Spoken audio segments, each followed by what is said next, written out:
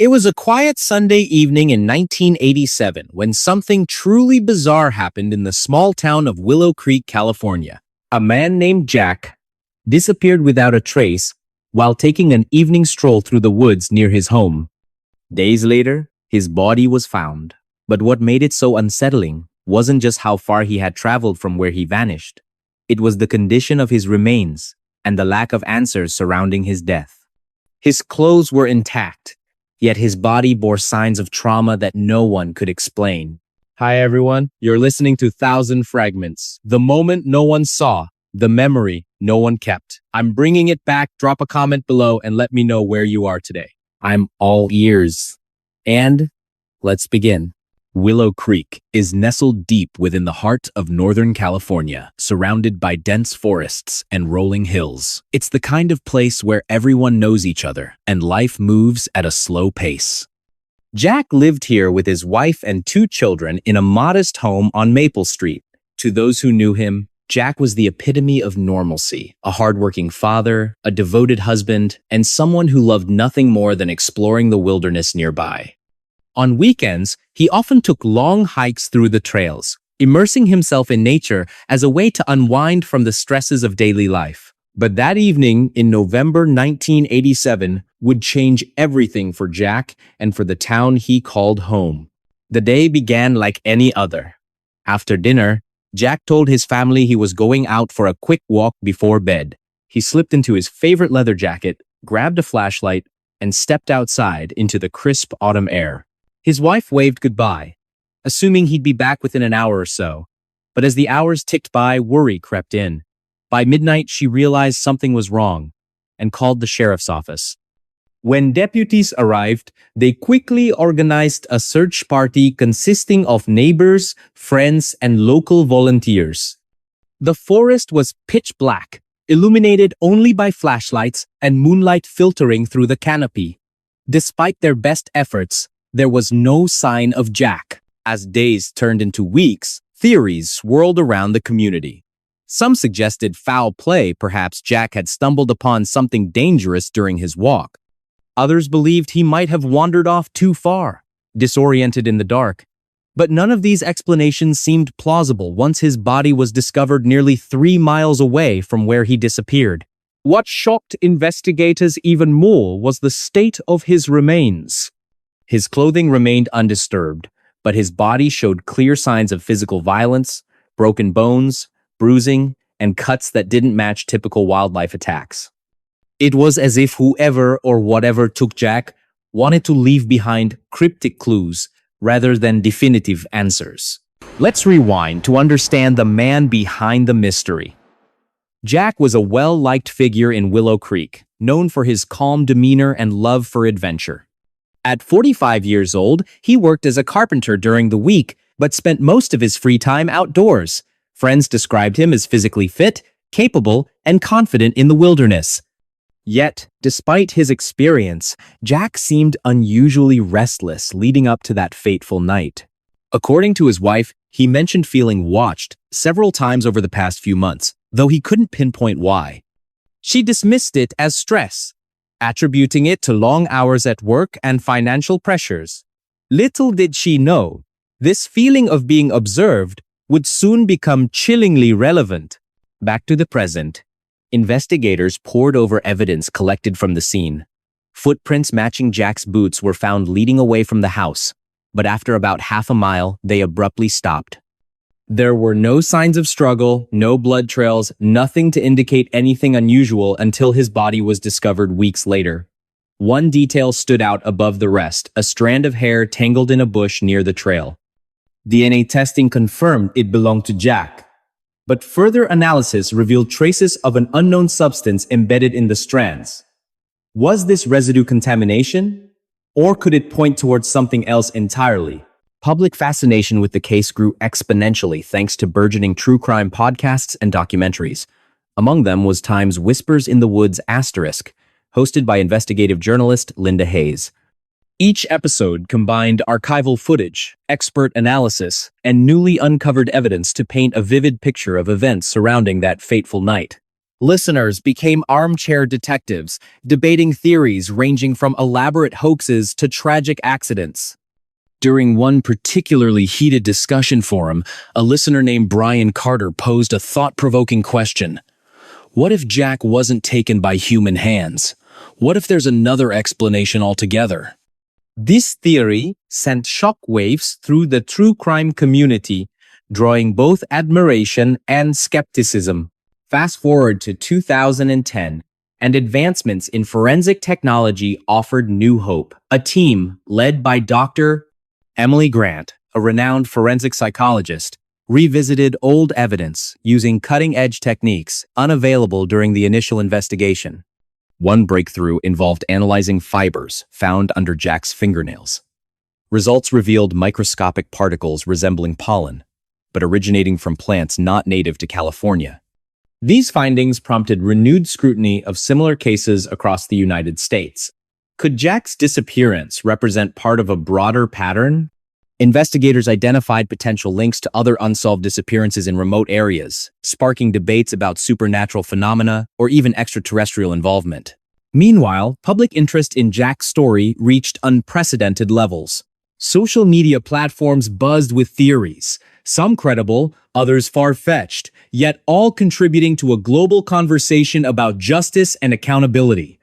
Facebook groups dedicated to discussing leads attracted thousands of members worldwide. Conversations ranged from speculative musings to well-researched arguments supported by data.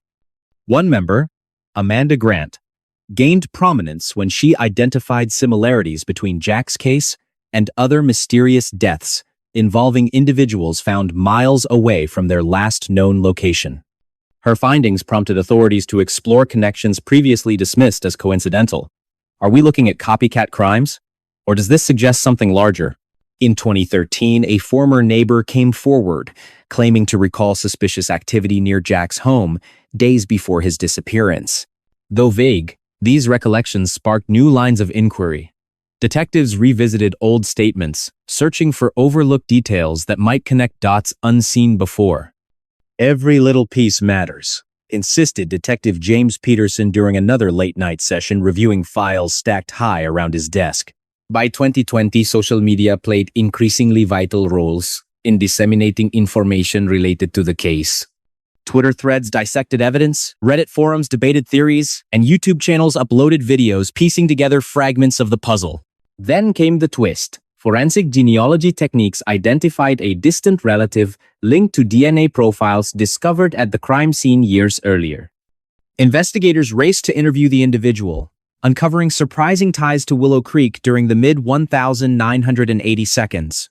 While circumstantial, the connection provided tantalizing possibilities worth pursuing. "We're closer than ever before," declared James during a press conference held amidst heightened tension. Cameras flashed as reporters clamored for answers, underscoring the significance of this development. Yet, despite these advances, fundamental questions remained unanswered. Why did Jack travel so far into the wilderness? How did he end up miles away from his starting point without leaving any discernible trail? And perhaps most hauntingly, what role, if any, did the town itself play in his demise? The atmosphere shifted dramatically as public interest in the case grew once again. Online forums buzzed with discussions, piecing together clues and debating theories. Social media campaigns reached millions, reminding the world of Jack's story and the importance of vigilance. What really happened to Jack? Is he still alive somewhere, waiting to be found? Or did some cruel twist of fate claim his life that fateful evening? These questions lingered like shadows over Willow Creek, casting doubt and despair over the hearts of those who cared. By 2023, significant progress had been made in identifying previously unknown victims connected to similar cases. Advances in forensic anthropology enabled analysis of skeletal remains discovered near remote locations frequented by hikers and campers. Each identification brought closure to grieving families, while simultaneously deepening society's collective unease about the extent of such crimes. Public memorials erected in honor of victims served dual purposes, commemorating lives lost and warning future generations against falling prey to similar ideologies. Throughout these developments, Emily maintained a complex relationship with her subject matter. On one hand, she felt driven by professional curiosity and moral obligation to uncover truths buried beneath layers of myth and misinformation. On the other hand, she grappled with personal demons triggered by immersing herself so deeply in darkness. How do you study something so monstrous without letting it consume you? She mused during a rare moment of reflection. Her efforts culminated in a comprehensive book published in late 2023 titled Times Beneath the Canopy, Understanding Unsolved Mysteries in Rural America, **. The manuscript combined historical research, contemporary analysis, and first-hand accounts to create the most complete picture of Jack's life and disappearance ever assembled. It resonated strongly with readers, sparking widespread discussions about mental health, criminal justice reform, and the nature of evil itself. Yet, despite all the revelations and advancements, fundamental questions remain unanswered. What exactly caused Jack to become who he was? Can anyone fully comprehend the depths of such depravity or the circumstances surrounding his death? And perhaps most importantly, how do we prevent future generations from producing similar tragedies? These queries weigh heavily over the conclusion of our narrative, reminding us that while much has been learned since Jack's time, much remains mysterious. For every answer uncovered, new mysteries arise. As Emily puts it poignantly during a final interview, we may never fully understand Jack or anyone like him, but understanding ourselves better might help stop others from following in his footsteps. So, as we close this chapter of exploration into one man's descent into chaos, let us also consider what lessons it holds for humanity moving forward. Because only by confronting our darkest fears can we hope to illuminate paths toward light and redemption. Or will the shadows always hold sway, reminding us of the limits of human understanding? Now, imagine yourself walking through your neighborhood after hearing this tale. Who knows what secrets lie beneath the surface? And remember, while stories like Jack's may terrify us, they also remind us of our capacity to overcome adversity. Because in the end, it isn't the darkness that defines us, it's how we choose to respond to it. Do you believe the case will ever be fully solved? Or does its identity remain forever shrouded in darkness? As we ponder these questions, let us remember the life touched and tragically ended by this horrific act. Because only by honoring his memory can we hope to move forward, armed with knowledge and fortified by compassion. And that was another story lost in time. But stay with me, because there's still more waiting in the shadows. What do you think happened to Jack? Let me know in the comments below. Your thoughts matter, and they shape the stories I share next. So go ahead, type it out, and hit send. I'll see you there.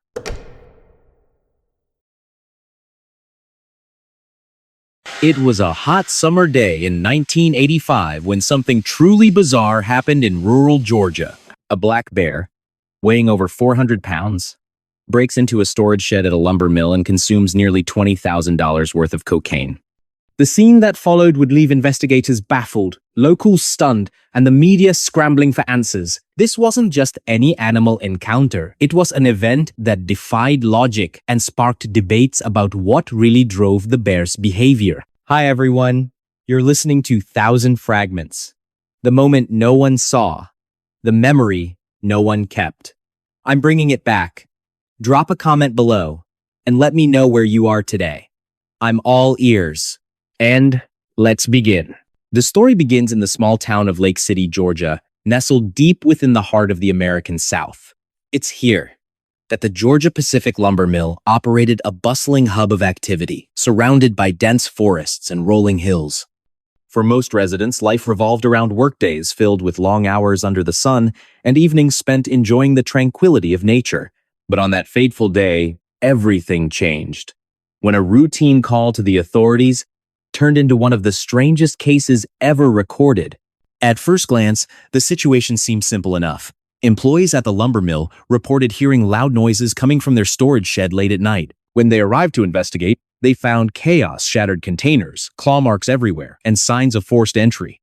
What they didn't expect to find was evidence pointing to a highly unusual suspect, a black bear who had broken in and devoured massive amounts of cocaine stored inside.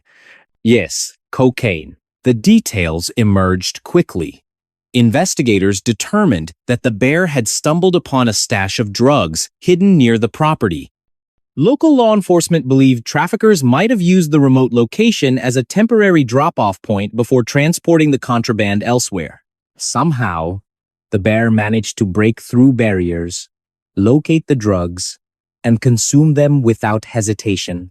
By morning, the creature was spotted wandering erratically through the woods nearby, behaving in ways that left witnesses both terrified and confused. Let's rewind to set the scene. Black bears are native to Georgia, but encounters with humans typically involve curiosity rather than aggression. They're known to be attracted to food sources, especially sweets or high-calorie items. However, this case took things to another level entirely. How did a bear end up consuming such a large quantity of cocaine?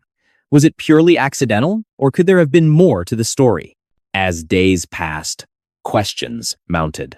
Witnesses described seeing the bear staggering through the forest, its movements sluggish and erratic. Some claimed it appeared disoriented, almost like it was hallucinating. Others reported hearing strange noises echoing through the trees, sounds unlike anything they'd heard before. One local hunter even swore he saw the bear staring blankly at him, as if frozen in place, before slowly retreating into the brush. These accounts painted a picture of a creature deeply affected by its unexpected meal. Authorities sprang into action, deploying wildlife experts and forensic teams to analyze the scene. Initial reports suggested the bear ingested between 10 to 15 kilograms of cocaine, a dose so massive it should have killed any living being instantly. Yet, somehow, the animal survived. Biologists speculated that the bear's digestive system might have processed the drug differently, allowing it to endure despite the extreme toxicity. Still, many couldn't help but wonder, was this just biology at play? Or was there something else driving the bear's survival? Meanwhile, public fascination grew exponentially.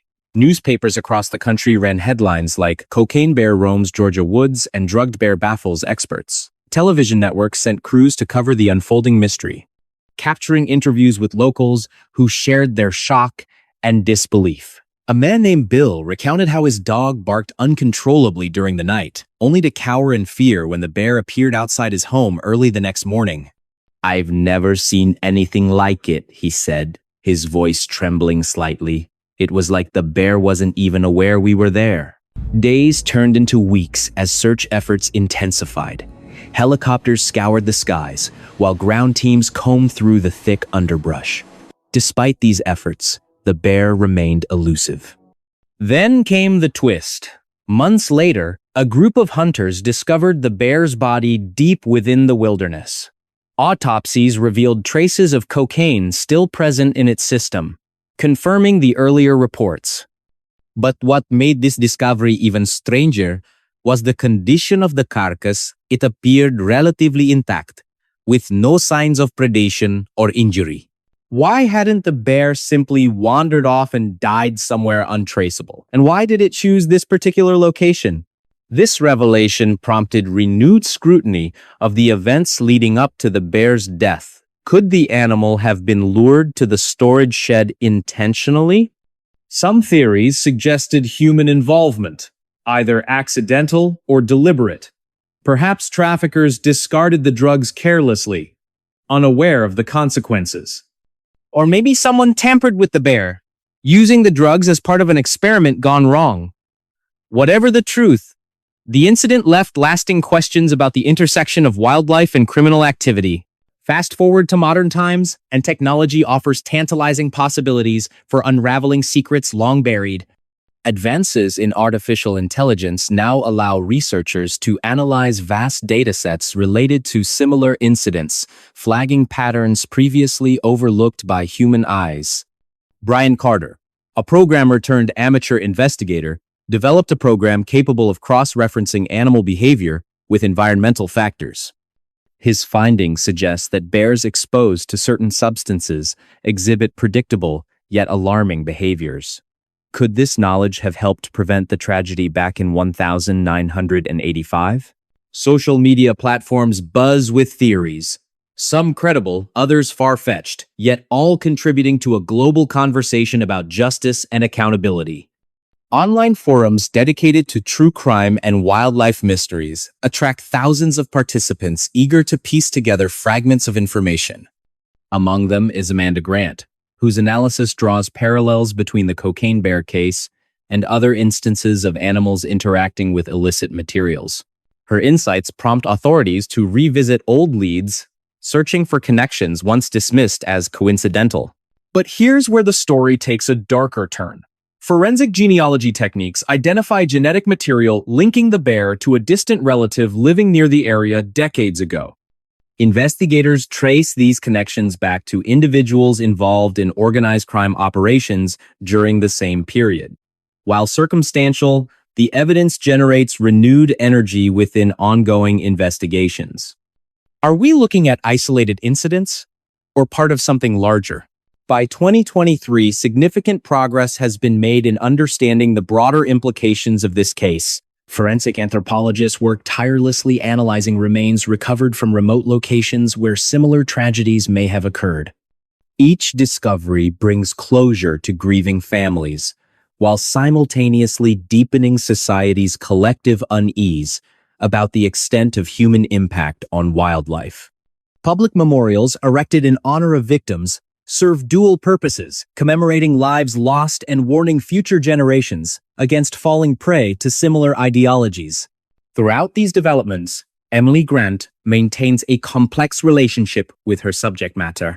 On one hand, she feels driven by professional curiosity and moral obligation to uncover truths buried beneath layers of myth and misinformation. On the other hand, she grapples with personal demons, triggered by immersing herself so deeply in darkness. How do you study something so monstrous without letting it consume you? She muses during a rare moment of reflection.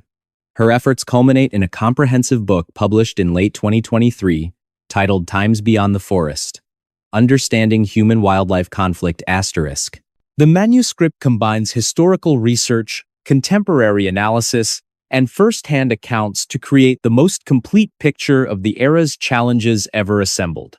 Yet, despite all the revelations and advancements, fundamental questions remain unanswered.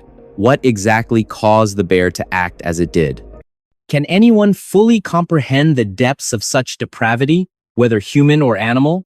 And perhaps most importantly, how do we prevent future generations from producing similar monsters? These queries weigh heavily over the conclusion of our narrative, reminding us that while much has been learned since the bear's demise, much remains mysterious. For every answer uncovered, new questions arise. As Mark Thompson puts it poignantly during a private meeting with colleagues, we may never fully understand what happened that day, but understanding ourselves better might help stop others from following in those footsteps. So as we close this chapter of exploration into one bear's descent into madness, let us also consider what lessons it holds for humanity moving forward. Because only by confronting our darkest fears can we hope to illuminate paths toward light and redemption. Or will the shadows always hold sway, reminding us of the limits of human understanding?